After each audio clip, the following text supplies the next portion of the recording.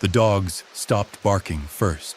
On the morning of October 7th, 1863, three bloodhounds trained to track runaways through the Yazoo Basin swamps refused to cross the property line of the Thornton plantation in Warren County, Mississippi. Their handler, a man named Silas Creed, who'd tracked fugitives for 11 years, watched his animals whine and cower, pressing their bellies to the mud. Something in the cypress shadows had marked territory these beasts understood as forbidden ground. By sunset, Creed would be dead, his body discovered floating face down in black water. Rope burns around his ankles suggesting he'd been dragged. No one could explain the pattern of puncture wounds along his spine, but the enslaved people working the cotton fields 2 miles east knew exactly what had happened.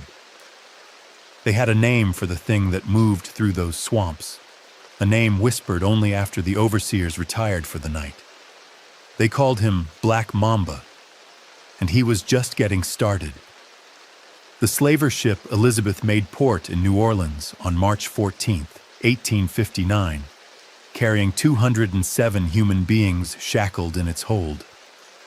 Among them was a young man from the Ashanti region, approximately 17 years old, who would never speak his birth name to any white person who owned him. The ship's manifest listed him only as male, healthy warrior marks. Those marks, ritual scarification across his shoulders and chest, told a story the slavers couldn't read. He'd been a scout for his village, trained since childhood to move silently through dense forest, to read tracks, to set snares for leopards and rival raiders. When European slavers attacked his village at dawn, burning huts and chaining survivors, he'd fought until a rifle butt cracked his skull. He woke in darkness, in chains, in the Elizabeth's hold. The Middle Passage took 63 days. 41 people died before landfall. The young Ashanti warrior learned something during those 63 days that would define everything that followed. He learned that silence was survival, that watching was strategy, that the moment you stopped calculating was the moment you surrendered. He studied the sailors' routines. He memorized which planks creaked loudest, which hatches opened easily, which crew members showed hesitation when distributing the meager rations. He stored every detail in a mind that would later prove capable of holding maps, patrol schedules, and the precise timing of a cottonmouth strike. At the New Orleans slave market on Baronne Street, a Mississippi planter named Robert Thornton purchased him for $800. Thornton owned 1,700 acres of cotton along the Big Black River, worked by 93 enslaved people. He needed strong backs for the harvest season. The Ashanti warrior was renamed Jake, a simple, forgettable name, and transported upriver in chains to Warren County. The trip took 4 days. Jake didn't speak once. He watched the landscape slide past, noting the river's curves, the density of the cypress groves, the places where the current ran fast and where it pooled in still eddies perfect for hiding. The overseer at Thornton Plantation was a North Carolina man named Virgil Cass, 38 years old, known for efficiency and brutality in equal measure. Cass met each new slave with the same speech, delivered while pacing in front of the assembled field hands. "You got 3 rules here. Work hard. Don't run. Don't cause trouble. Break a rule, you get the lash. Break 2 rules, you get sold down the river. Break 3 rules, you die." He paused in front of Jake, studying the ritual scars. "You look like you might be trouble. Prove me wrong." Jake looked past him, expression blank, giving nothing. The cotton fields of Warren County stretched in rows so straight they seemed to meet at infinity. The work was punishing, stooping from dawn until dusk, fingers bleeding from the sharp bowls, back screaming from the endless bending. Jake worked without complaint, moved efficiently, spoke rarely. The other enslaved workers noticed his stillness, the way he seemed to occupy space without claiming it. A woman named Esther, who'd been born on the plantation and who served as an unofficial leader among the field hands, watched him carefully. "You understand English?" she asked one evening after the work bell rang. "Yes, ma'am," Jake said quietly. "Where are you from?" "Across the water." "You got people?" "Not anymore." Esther nodded. Everyone here had lost someone.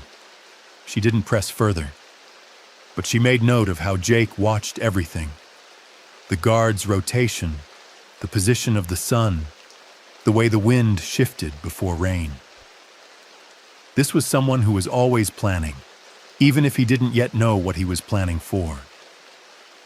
The incident with the cottonmouth happened on a Saturday in late June, 1859. The field hands were clearing brush near the river when someone screamed. A cottonmouth, thick as a man's forearm and nearly 4 feet long, had emerged from the undergrowth and struck at a young boy named Samuel. The snake missed, but only barely, and now coiled in the cleared dirt, mouth open wide, white tissue showing, body vibrating with threat. The workers scattered.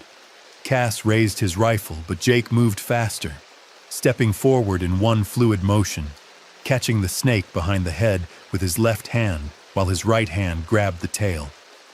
The cottonmouth twisted violently, but Jake held firm. He squeezed. There was a wet crack as vertebrae separated.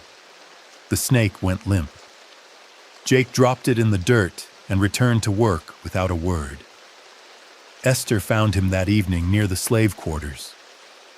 "Where'd you learn that?" "Different snakes where I'm from, same principle." Most men would have run. Jake looked at her directly for the first time. Running only works if you know where you're going. The story spread through the quarters that night, growing with each retelling.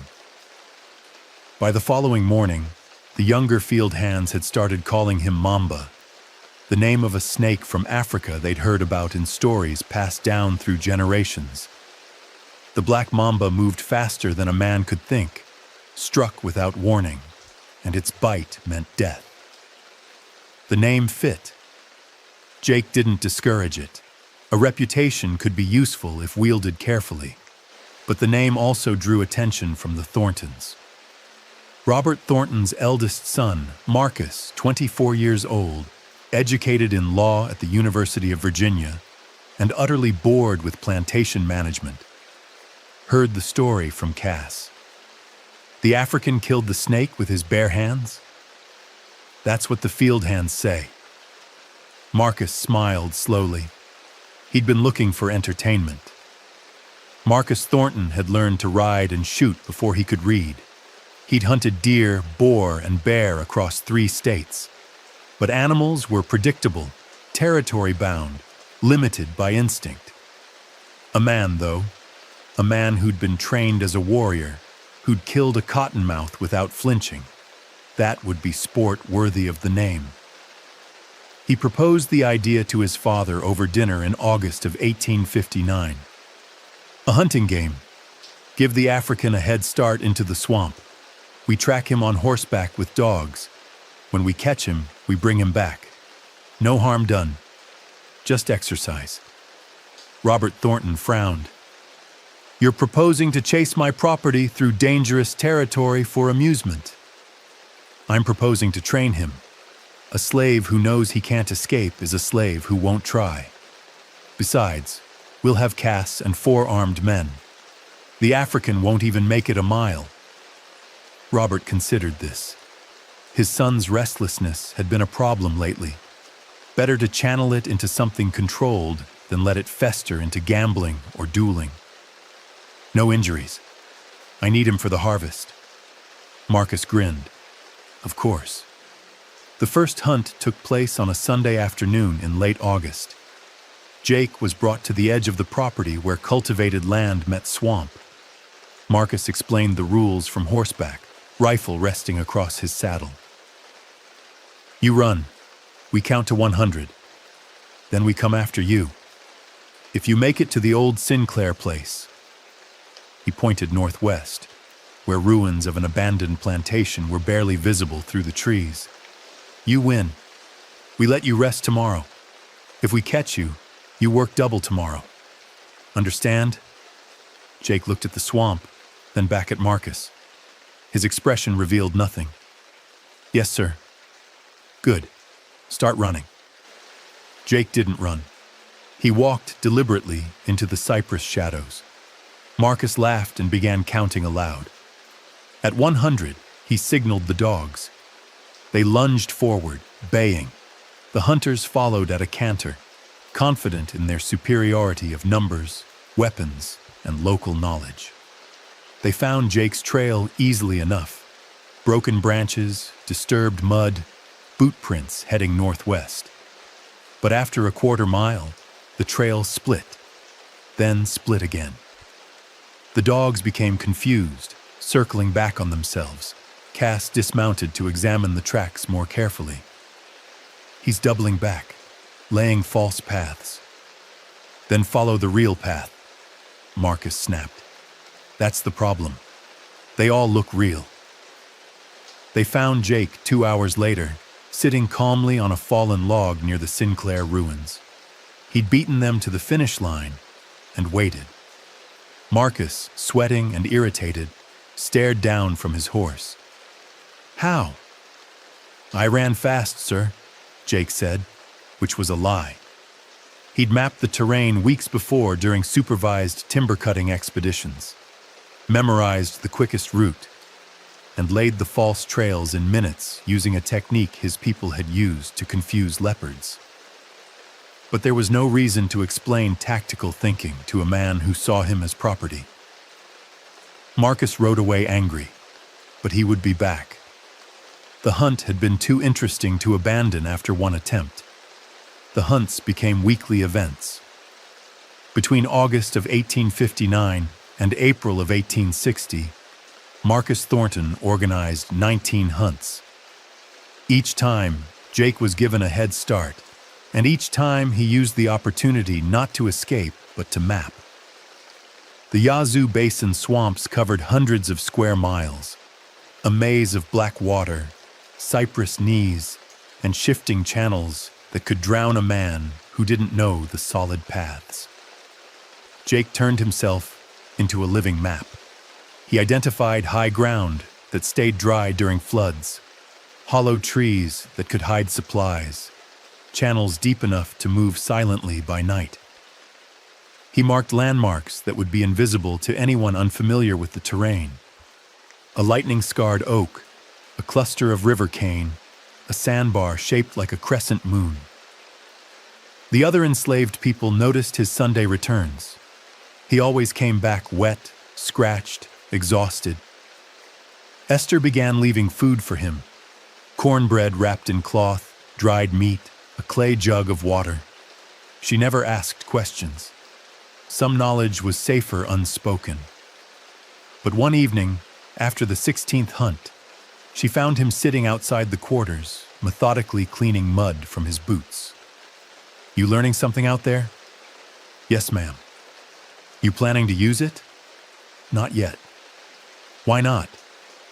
Jake glanced toward the main house where lamplight glowed in the windows. "Because running by yourself just means you die alone. Better to wait until running means something." Esther understood. A single escape was a personal victory. An organized resistance was a revolution. But revolutions required preparation, and preparation required time. During this period, Jake began to change how the other enslaved people saw him. He taught a few trusted individuals basic tracking skills: how to read disturbed earth, how to move without snapping branches, how to erase footprints by dragging pine branches behind. He never framed it as preparation for escape. Instead, he taught it as hunting technique, as if they were simply improving their ability to trap rabbits for supplemental food. The overseers, if they noticed at all, saw only slaves making their meals more varied. They didn't see a tactical curriculum building. Jake also studied the plantation's social structure with the same attention he gave to the swamp. He learned which field hands could be trusted, which were desperate enough to inform for extra rations, which had family bonds that made them vulnerable to coercion. He memorized guard rotations, supply deliveries, the rhythm of Robert Thornton's trips to Vicksburg for business. He noted that Cass drank heavily on Saturday nights and was sluggish on Sunday mornings. He observed that the plantation stored its gunpowder in a shed near the stables, secured only by a simple lock. Every detail was catalogued, stored, waiting for the moment it would matter. The plantation's white community, meanwhile, remained blissfully unaware. Robert Thornton saw only a well-behaved slave who worked diligently and never caused trouble. Marcus saw a challenging quarry who made his Sunday hunts entertaining.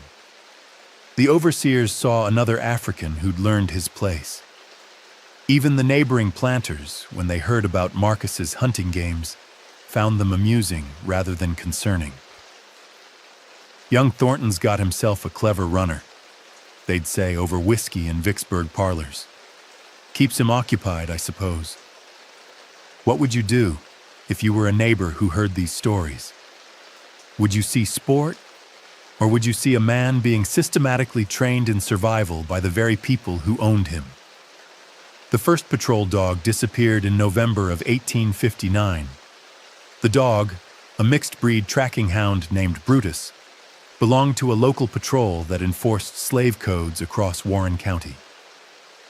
The patrol, 5 white men authorized by the state to search for runaways and enforce curfews, used Brutus to intimidate field hands during their sweeps. The dog was vicious, trained to bite on command, a weapon with teeth. One Wednesday evening, Brutus vanished while the patrol was checking passes near the Big Black River.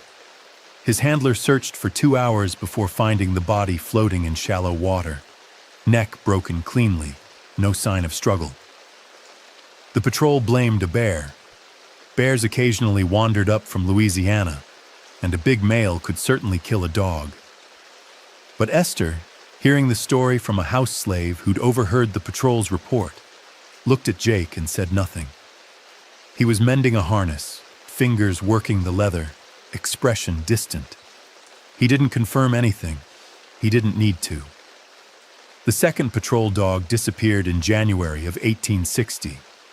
This time the body was found on dry land, arranged carefully at the base of a cypress tree, surrounded by a pattern of broken sticks that looked almost intentional.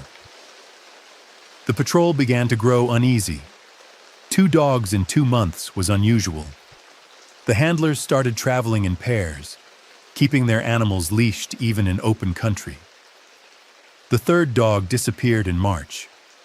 This time, witnesses reported seeing something moving through the trees near where the patrol was working.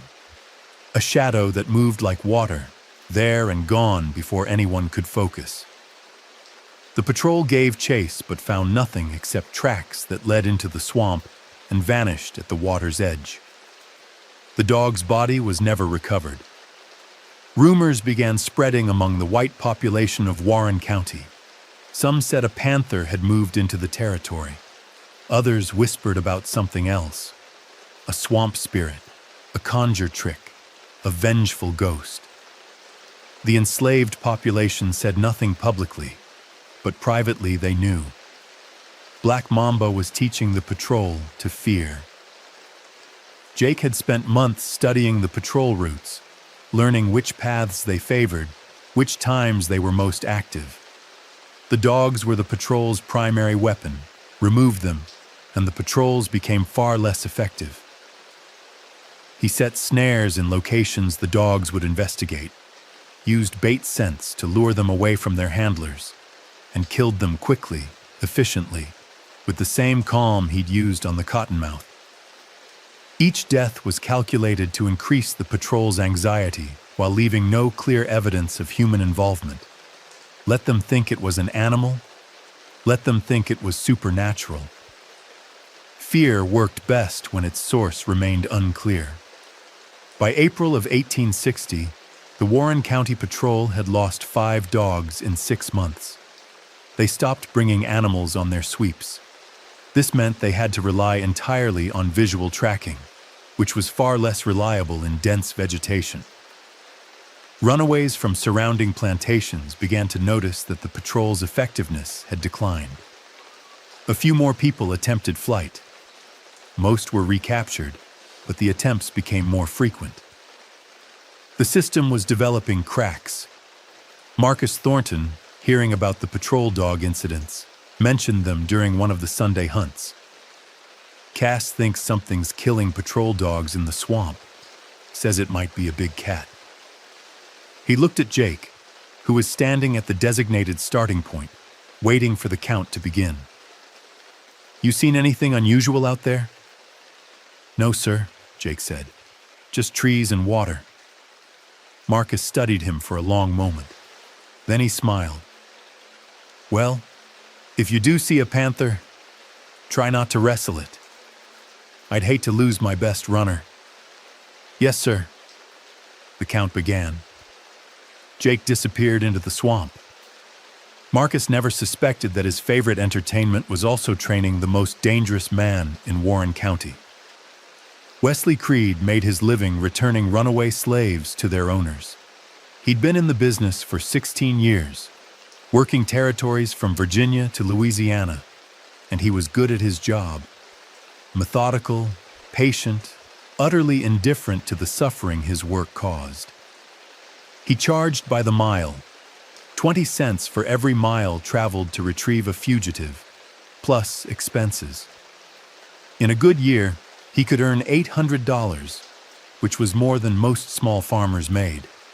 When he arrived in Warren County in June of 1860, responding to a contract from a planter in Claiborne County who'd lost 3 slaves to the swamps, Creed brought with him a reputation for never losing a trail and a set of tools that included manacles, leg irons, and a leather whip braided with wire.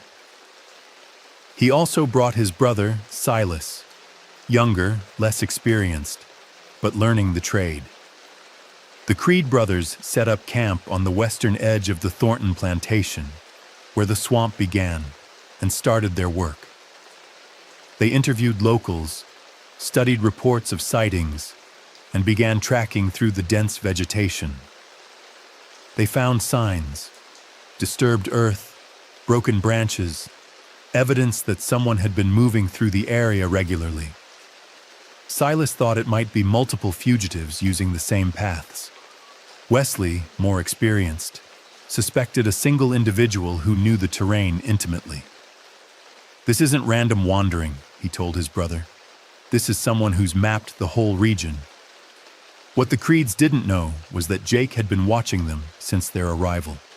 He'd spotted their camp on the first day, observed their tracking methods, noted their routines. He recognized them for what they were immediately: professionals who posed a genuine threat to any escape network. They needed to be discouraged, and discouragement required a message they couldn't ignore. Jake waited until the Creeds split up to cover more ground. Wesley went north along a promising trail. Silas went south, paralleling a creek. Jake followed Silas, moving silently through the undergrowth, staying downwind. Silas was younger, less cautious. He whistled while he walked, confident in his safety. That confidence died when Jake stepped out of the vegetation 20 yards behind him, deliberately making noise. Silas spun, hand going to the pistol at his belt. "Who's there?"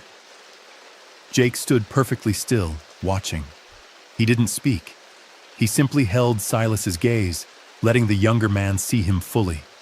The ritual scars, the absolute calm, the complete absence of fear. It was a calculated choice. Silas could shoot, but a gunshot would bring his brother running, and Jake would vanish before Wesley arrived. Or Silas could back away, report what he'd seen, and plant seeds of doubt. Silas backed away. He kept his pistol drawn, moving carefully, never taking his eyes off Jake until the undergrowth hid him. Then he ran. He found his brother an hour later and described the encounter, voice shaking. He just stood there, didn't say a word, like he was waiting for me to do something stupid. Wesley frowned. You're sure he wasn't armed? Positive. But that didn't matter. He didn't need to be. You should have seen his eyes.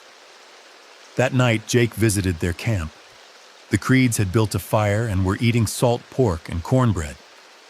Jake crept within 30 feet, close enough to hear their conversation, close enough to be deliberately obvious if they had any woodcraft skill. He wanted them to feel watched. He wanted them to understand they were prey now, not hunters.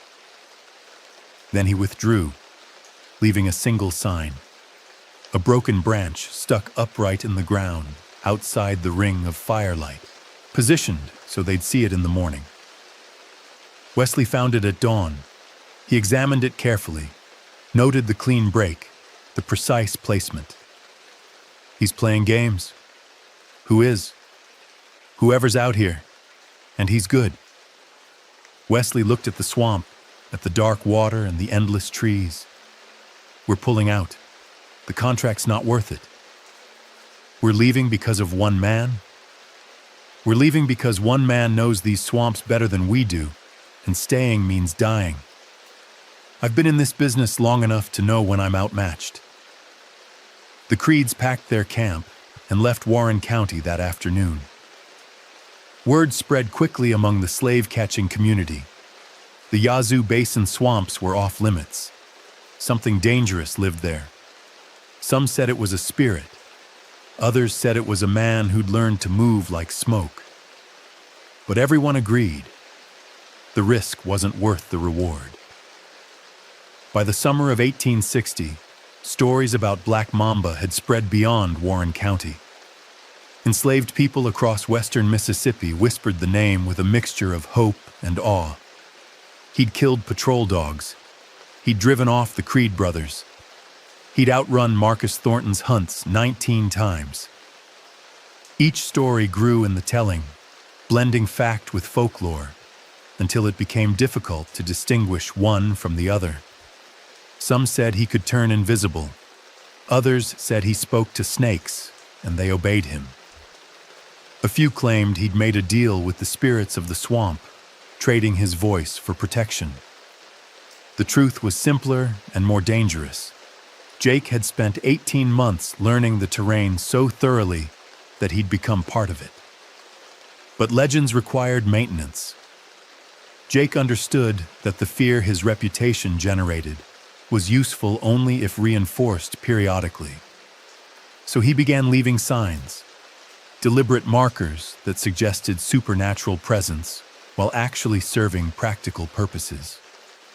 He carved symbols into trees near frequently used patrol routes, symbols that looked like African religious iconography, but actually indicated safe water sources and hidden supply caches. He arranged bones from animals in patterns that seemed ritualistic, but actually pointed toward escape routes. He created the appearance of a swamp spirit while building infrastructure for resistance. The white population's reaction was predictable.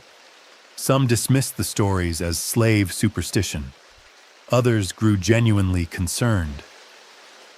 The Warren County newspaper, the Vicksburg Whig, ran an article in July of 1860 titled "Swamp Disturbances and Negro Unrest." The article acknowledged that patrol effectiveness had declined due to animal predation on tracking dogs, and suggested increased vigilance regarding communication between plantations.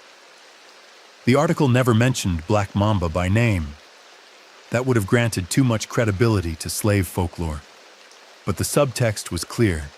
Something in the swamps was making the enslaved population bolder. Robert Thornton called a meeting of local planters in August. 23 men gathered in the Thornton plantation's main house, drinking imported whiskey and discussing the problem. Most still believed the solution was simple violence. Increase patrols, impose stricter curfews, make examples of anyone caught communicating between plantations. A few, including a planter named Harrison Blythe, who owned property adjacent to the swamps, took the threat more seriously. If there's one man coordinating resistance through that swamp, we need to find him and make sure he doesn't become a symbol. Symbols spread. Marcus Thornton, who'd been quiet through most of the meeting, finally spoke up. "I know who it is." The room went silent. "Explain," his father said. "My runner. Jake. The one I've been hunting on Sundays. He knows those swamps better than anyone. He's strong, smart, and patient. Everything the stories describe." "Then we sell him," someone suggested. "Get him off your property."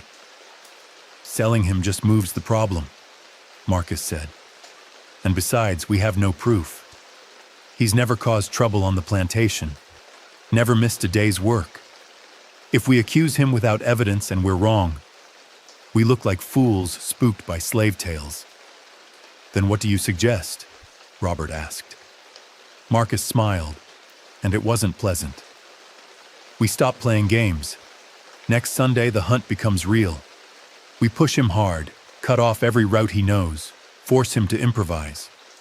When he makes a mistake, and he will, we'll know for certain if he's behind this. And if he is, we'll handle it permanently." The plan was agreed upon. The hunt scheduled for August 19th, 1860, would be different from all the others. This time, Marcus would bring 10 armed men, twice the usual number. They'd start before dawn to maximize daylight, and they'd push Jake to exhaustion, drive him until his legendary skill became liability. Somewhere in the swamp, under pressure, the man would reveal whether he was truly behind the legend. What the planters didn't know was that Jake had been expecting this escalation. You couldn't build a reputation without eventually drawing serious attention. He'd prepared for this moment since his first hunt, and when it came, he'd be ready. The storm was coming. August 19th, 1860 began with heavy fog rolling off the river. Visibility dropped to less than 50 feet. Marcus Thornton assembled his hunting party before dawn. 10 men on horseback, all armed with rifles, plus Cass on foot with a pack of supplies. They brought no dogs. The dogs were gone. Jake was roused from the quarters at 4:30 in the morning and walked to the edge of the swamp by lantern light. Marcus explained the new rules from horseback, voice flat. "Today's different. We've got all day. We've got 10 men. You run, and we run you to ground. No finish line, no safety. You survive until sunset. You've earned a rest. Otherwise, you answer some questions we've been meaning to ask. Understand?" Jake looked at the assembled men, at the rifles, at Marcus's cold expression. He understood perfectly. This wasn't entertainment anymore. This was a test, and failing meant death. "Yes, sir." "Then go." Jake walked into the fog.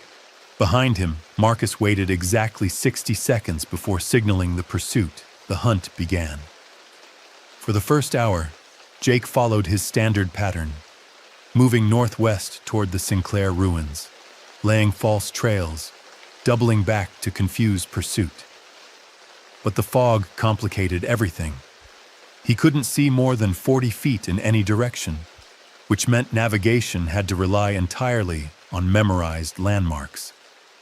A burned stump here, a distinctive cypress there, the sound of water moving in a particular channel. He moved with absolute confidence, trusting his mental map, while behind him he could hear the hunters calling to each other through the fog, trying to coordinate. By hour 2, the fog began to lift. Jake used the increased visibility to assess his situation. The hunters had split into 3 groups, one pushing straight ahead, two flanking left and right. They were trying to box him in, force him toward the river where escape routes narrowed. Jake adjusted his path, angling south instead of northwest, moving toward terrain that was more difficult. Thicker vegetation, deeper water, channels that required wading chest deep. The hunters wouldn't expect him to choose discomfort over speed. By hour 3, Jake reached a section of the swamp he'd prepared months earlier. He'd cached supplies here: a clay jug of drinking water sealed with wax, dried venison wrapped in oilcloth, and a knife stolen from the plantation's blacksmith shop and hidden in a hollow tree. He retrieved the supplies, drank deeply, ate quickly, and continued moving. The knife went into his belt. Just having it changed the psychological dynamic. He was no longer entirely defenseless. Behind him, the hunters were struggling. The water was deeper than expected, the undergrowth denser, the heat oppressive. 2 men had already turned back, exhausted. Marcus pushed the remaining 8 forward with grim determination. He's out here somewhere. He has to stop eventually. But Jake didn't stop. He used techniques he'd learned in Africa: breathing controlled, pace steady, never pushing to full sprint, but maintaining a rhythm that covered ground efficiently. He waded through channels that soaked him to the neck, pulled himself over fallen logs, pushed through tangles of river cane. By hour 5, he'd opened up significant distance between himself and pursuit. Then, deliberately, he stopped running.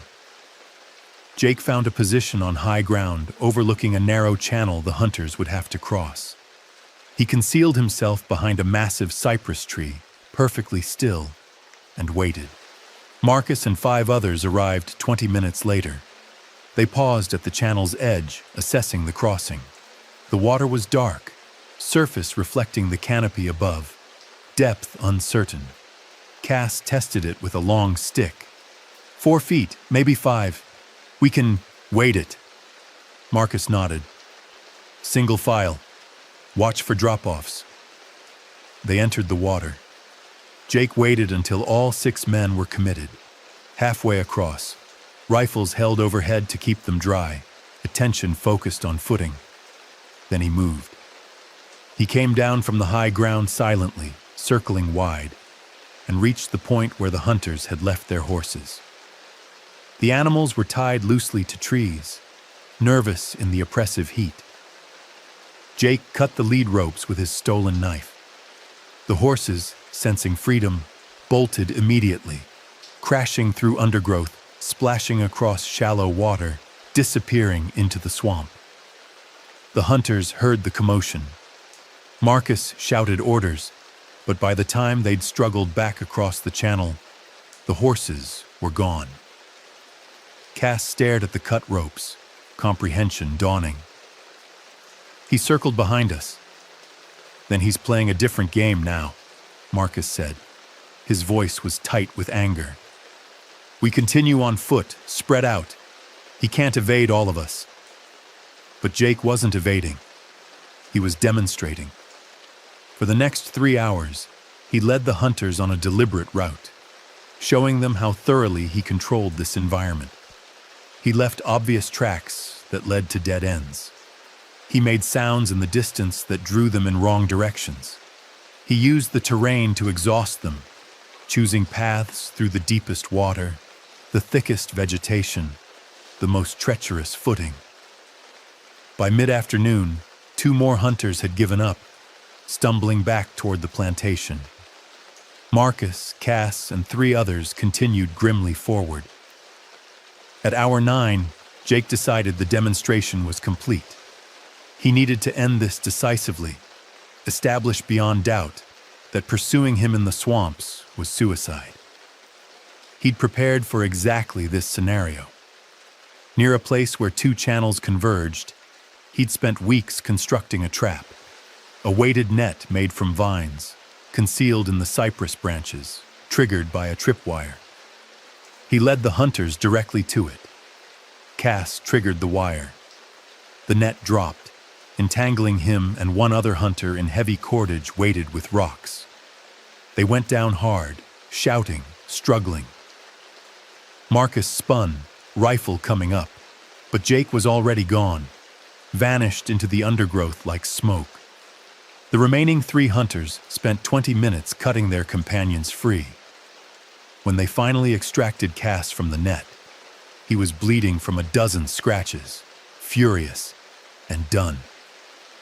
"I'm not dying in this swamp for your pride," he told Marcus. "We're leaving. Now." Marcus wanted to argue, but he looked at his remaining men and saw exhaustion and fear. They'd been hunting for 10 hours. They were soaked, scratched, hungry, and lost. Their horses were gone. Night would fall in a few hours, and none of them wanted to be in this swamp after dark. "Fine," Marcus said, "but this isn't over." They limped back to the plantation, arriving just before sunset. Jake was already there, sitting outside the slave quarters, eating cornbread Esther had saved for him. He looked up as Marcus rode past on a borrowed horse. Their eyes met. Marcus saw something in that gaze that made his stomach go cold. Not defiance, not hatred, but simple acknowledgement. The balance of power had shifted. Marcus controlled Jake's legal status, but Jake controlled everything that mattered in the swamps. That night, sitting in his father's study, Marcus made a decision. "We need to sell him. I don't care what it costs. He's too dangerous to keep." Robert, who'd listened to the whole story, shook his head. "He's also the most valuable piece of property on this plantation. He works hard, causes no trouble on the grounds, and you're telling me he's dangerous only if we chase him into territory where he has every advantage. Solution's simple. Stop chasing him. He's coordinating resistance out there. You heard Blythe's concerns. Speculation. We have no proof." Robert poured whiskey into 2 glasses. "Besides, larger events are overtaking these regional concerns. Have you been following the political situation? Lincoln's likely to win in November. If he does, South Carolina will secede. War's coming, Marcus. When it does, we'll have bigger problems than one clever slave." Marcus wanted to argue, but his father was right. The nation was fracturing. Personal grudges had to take secondary priority to survival. He drank his whiskey and said nothing more about Jake. But he didn't forget. And when war finally came, Marcus would have his chance for revenge. The hunt that never happened again. Abraham Lincoln won the presidency on November 6, 1860. South Carolina seceded on December 20th. Mississippi followed on January 9, 1861. By April, the Confederacy had formed and fired on Fort Sumter. The war that had been building for decades finally erupted into open conflict. Warren County sent its young men to fight. Farmers' sons and planters' sons and overseers, forming militia companies that drilled in courthouse squares before marching off to Virginia. Marcus Thornton joined the 17th Mississippi Infantry as a lieutenant. His father stayed behind to manage the plantation, but with most able-bodied white men gone, management became increasingly difficult. The plantation's overseer, Cass, enlisted as well. The replacement overseer was an older man named Phelps, who lacked Cass's brutal efficiency. The war changed everything. Cotton prices collapsed as the Union blockaded southern ports. Food became scarce as the Confederacy redirected agricultural production to feed the army. The plantation system, which had always depended on overwhelming white violence to maintain control, began to crack under the pressure of reduced supervision. Enslaved people on plantations across Mississippi recognized the shifting power dynamic. Some ran. Others simply worked more slowly, understanding that the resources to punish resistance were stretched thin. A few, like Jake, waited and prepared. Jake's role on the Thornton plantation had evolved during the first year of war. With Cass gone and Phelps ineffective, Jake had been given more responsibility, supervising work crews, managing equipment, organizing labor. Robert Thornton saw this as practical necessity. Jake saw it as an opportunity to build networks. He connected with enslaved people on neighboring plantations, creating a communication system that used trusted messengers who traveled under the guise of plantation business. Information flowed through this network, which Confederate units were stationed where, which patrol routes had been abandoned, which white families were struggling. Jake filed every detail away, building a comprehensive map of the war's local impact. In the spring of 1862, reports began reaching Warren County about Union forces operating along the Mississippi River. General Ulysses S. Grant was pushing south, targeting Confederate supply lines. The Tennessee River fell, then the Cumberland. By April, Union gunboats were shelling Memphis. The war that had seemed distant was suddenly approaching Warren County's doorstep. Robert Thornton, reading reports in Vicksburg newspapers, grew increasingly anxious. If the Union takes the river, we're cut off from everything. He was right. By July of 1862, Union forces controlled most of the Mississippi River north of Vicksburg. The Confederacy held Vicksburg and the stretch south to Port Hudson, but that grip was tenuous. Union raids into Mississippi's interior became common. Cavalry sweeps searching for Confederate supplies, liberating slaves, disrupting transportation. The enslaved population heard these reports and understood. The army bringing emancipation was getting closer. Jake began preparing for the moment when opportunity would arrive. He identified supplies that could be cached: food, tools, weapons stolen gradually from the plantation's depleted armory. He mapped routes that would allow rapid movement of groups, not just individuals. He identified which enslaved people on surrounding plantations would be willing to fight, not just flee. He built the infrastructure for organized resistance, not random escape. And he waited. The opportunity came in November of 1862. A Confederate supply depot operated near the Big Black River, 12 miles east of the Thornton plantation. The depot stored food, ammunition, and medical supplies destined for Confederate units fighting in Tennessee. It was guarded by a single company of militia, boys too young or men too old for frontline service. The depot's security relied more on isolation than strength. Who would attack a supply depot this far inside Confederate territory? Jake would, but not alone. He'd spent months recruiting carefully. 23 men and 7 women from 5 different plantations, all people he'd vetted personally, all willing to risk everything for the chance at meaningful resistance. They met in the swamps on November 7th, 1862, a cold night when most white families huddled inside by fires.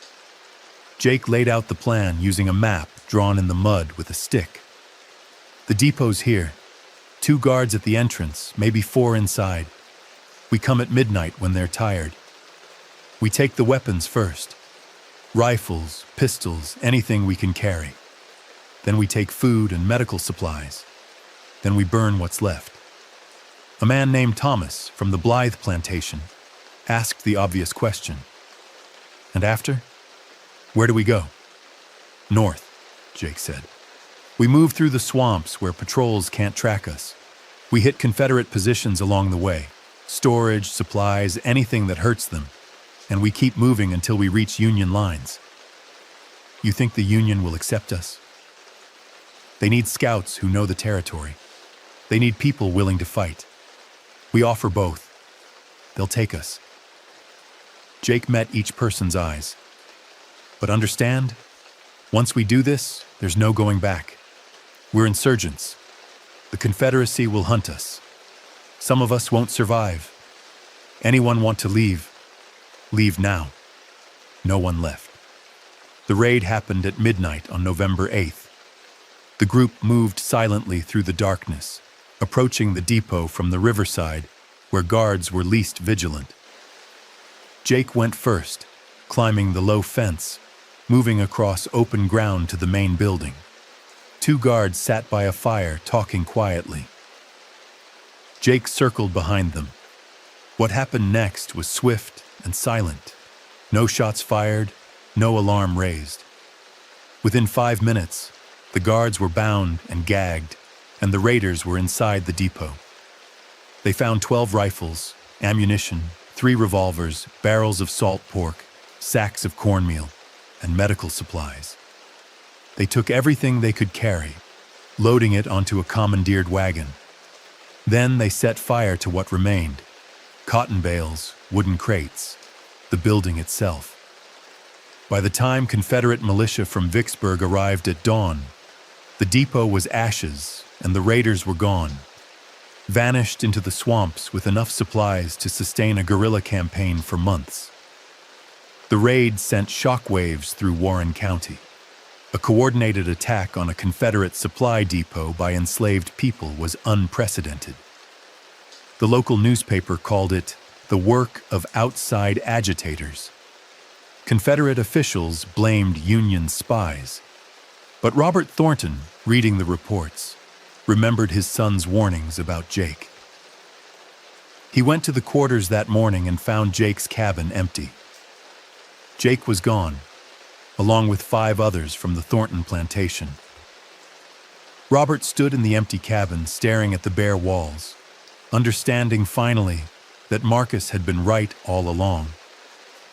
The legend of Black Mamba had just become a military problem.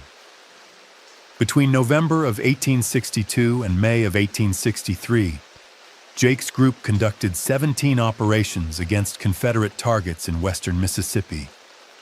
They burned supply wagons, cut telegraph lines, ambushed small patrols, and freed enslaved people from plantations whose owners had fled or been conscripted. Each operation was carefully planned, meticulously executed, and left no survivors to identify the attackers. The Confederate response was predictable but ineffective.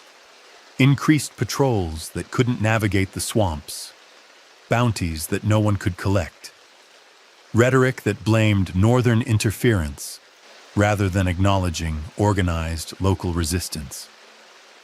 The group grew. Freed slaves joined willingly, bringing local knowledge and skills. By March of 1863, Jake commanded roughly 60 people operating from camps hidden deep in the swamp. They developed a reputation that rivaled Jake's personal legend. Confederate soldiers spoke nervously about the swamp devils, guerrillas who appeared from nowhere, struck hard, and vanished before response could be organized. The enslaved population spoke of Black Mamba's army, freedom fighters who proved that resistance was possible. But success brought attention. In April of 1863, the Confederate Army assigned a full company of experienced troops to pacify the Yazoo Basin region. These weren't militia boys or tired patrol guards. These were veterans from Shiloh and Corinth, men who'd seen real combat and knew how to fight irregulars. They brought tracker dogs, experienced scouts, and a ruthless commander named Captain William Strother, who'd made his reputation hunting bushwhackers in Missouri.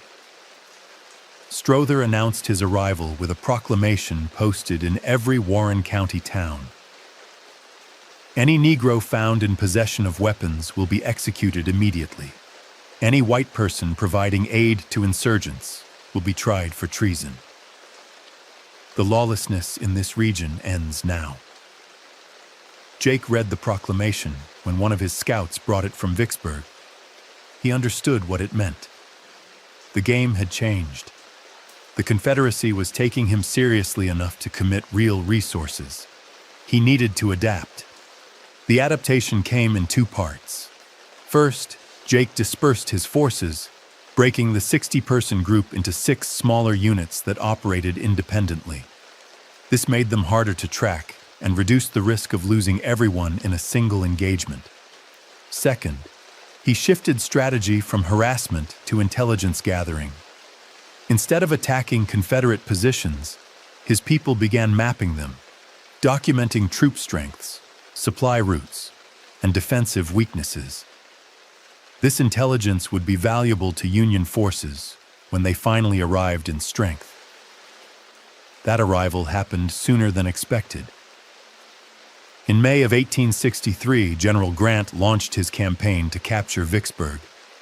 Union forces pushed inland from the Mississippi River, cutting off the city from Confederate reinforcements. Battles erupted across Warren County, Champion Hill, Big Black River Bridge, desperate fights that left hundreds dead and shattered the Confederate defensive line. Jake's groups, operating in the chaos, passed intelligence directly to Union scouts. Location of Confederate artillery, supply dumps, headquarters locations. The information proved devastatingly accurate. After one particularly valuable intelligence delivery, a Union major named Samuel Clark asked to meet Jake personally. They met in a clearing near the Big Black River, with Union pickets providing security. Clark studied Jake carefully. "I've heard stories about you. Black Mamba, they call you. Some of my men think you're a myth." "I'm real enough," Jake said. "I can see that. Question is, what do you want? Besides killing Confederates, which you've been doing effectively, I want to keep my people alive until this war ends. I want the Union to win, and I want the men who owned us to pay for what they did." Clark nodded. "The first two I can help with. The third is more complicated, but I can offer you official status as a Union scout. You'd report to me, provide intelligence and tactical support, and in exchange, you'd have the Army's protection. Your people, too." Jake considered this. Official status meant visibility, which carried risks, but it also meant resources, legitimacy, and protection under military authority. What happens after the war? Honestly, I don't know. But I know that Lincoln's going to issue an Emancipation Proclamation soon. Slavery ends one way or another. Better to be on the winning side when it does. Jake extended his hand. Clark shook it. The swamp insurgency had just become an official Union operation. Vicksburg fell on July 4th, 1863, after a 47-day siege that starved the city into submission. The Confederate garrison surrendered, giving the Union complete control of the Mississippi River and cutting the Confederacy in half. Jake's intelligence had contributed to that victory. His scouts provided information about Confederate supply routes and defensive weak points that Grant's staff used to plan their attacks.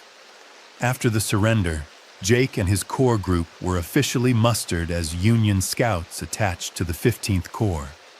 They wore Union blue, carried military-issue rifles, and operated with the full backing of federal authority. The role gave Jake access to Confederate prisoner records. He searched methodically through rosters, looking for specific names.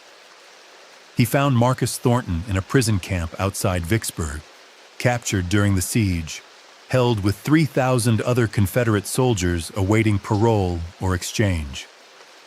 Jake requested permission to interview prisoners about conditions on Mississippi plantations.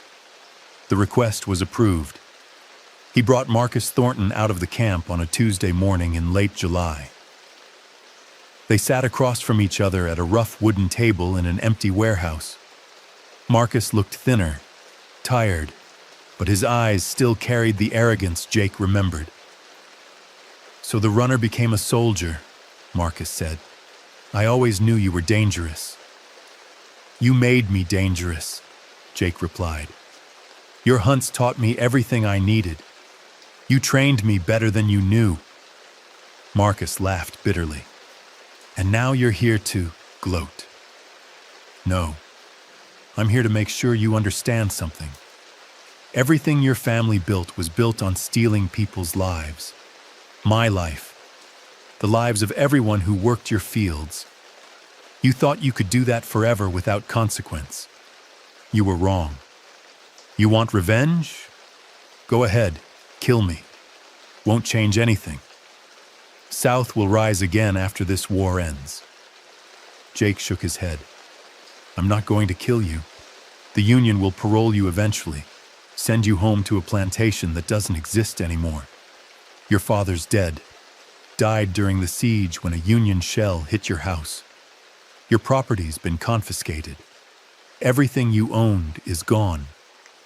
You'll spend the rest of your life poor, powerless, knowing that the man you hunted for sport is the reason you lost everything. That's my revenge." Marcus stared at him, understanding finally settling in. "You planned this, all of it." "No, I survived. I adapted. I waited. And when opportunity came, I took it." Jake stood. "I don't need to kill you, Marcus. History already did." Jake walked out of the warehouse. He never saw Marcus Thornton again. Records indicate Marcus was paroled in 1864, returned to Warren County, and died in 1868 from illness. The Thornton plantation was divided among freedmen during Reconstruction. Jake served as a Union scout until the war ended in April of 1865. He participated in Sherman's Meridian Campaign, provided intelligence during operations across Mississippi and Alabama, and trained other former slaves in reconnaissance and guerrilla tactics. His reputation grew throughout the Union Army. Black Mamba wasn't a myth or a ghost story anymore, but a flesh-and-blood soldier whose skills had proven decisive in multiple engagements. Union officers respected him. Confederate survivors feared him. The enslaved people who heard his story saw proof that resistance was possible. After the war ended, Jake faced a choice. He could stay in the Army. The Union was recruiting Buffalo Soldiers, black regiments that would serve in the Western Territories. Or he could settle, claim land, build something permanent. He chose to settle. Under the Homestead Act and special provisions for freedmen, he claimed 160 acres in Warren County, land that had once been part of the Thornton plantation. He built a house, planted crops, and married Esther, the woman who'd helped him survive those early years. They had 4 children. But the settlement wasn't peaceful. Reconstruction brought its own conflicts. White Southerners, bitter about defeat, formed organizations dedicated to restoring white supremacy through terror. The Ku Klux Klan operated openly in parts of Mississippi, burning homes, murdering freedmen, intimidating voters. Jake's reputation made him a target. Klansmen came to his property twice in 1867. Both times they retreated after encountering carefully placed defenses and evidence that Jake hadn't forgotten his swamp skills. Word spread, Black Mamba's land was off limits unless you wanted to end up face down in black water. Jake lived on that land for 38 years. He raised his children, taught them to read and write, and told them stories about Africa, the parts he still remembered after decades in America. He taught them tracking, survival, self-defense. He never told them everything he'd done during the war. Some things were better left as legend. He died in 1903, 71 years old, surrounded by family. His obituary in the Vicksburg newspaper was brief. Jacob Thornton, he'd taken his former owner's surname, a common practice among freedmen, died Tuesday at his home. Veteran of the Union Army, survived by wife and 4 children.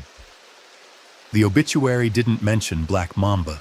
It didn't mention the hunts, the resistance, the fear he'd inspired across Warren County. Those stories lived in oral tradition, passed down through generations of Black families who remembered when one man stood up against an entire system and won. The land Jake claimed in Warren County is still owned by his descendants. The original house burned in 1947, but the foundation remains.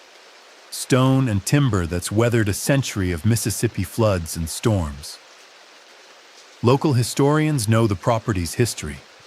Some of them have tried to document Jake's story, tracking down military records, pension applications, and scattered references in Union Army reports.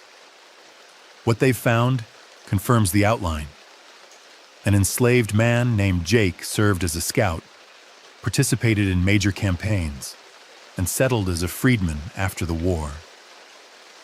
But the details, the 19 hunts, the patrol dogs, the swamp resistance, those exist only in oral tradition and Confederate reports, too embarrassed to acknowledge how much damage one man inflicted. The legend persists because it matters. It's proof that the enslaved population didn't wait passively for freedom. They fought for it, using every tool available: silence, strategy, violence when necessary. They turned the landscape itself into a weapon. They learned their enemies' weaknesses and exploited them ruthlessly. And sometimes, when circumstances aligned, they won. On humid summer nights in Warren County, when fog rolls off the Big Black River and visibility drops to almost nothing, locals still tell stories about something moving through the swamps. Most dismiss it as folklore, the kind of ghost story every region develops over time. But the descendants of enslaved people who worked those plantations know better. They know that Black Mamba was real. They know what he represented. And they know that some legends survive because they carry truth too important to forget. The cottonmouth moves silent through dark water, and history remembers. Subscribe if you want the next deep dive.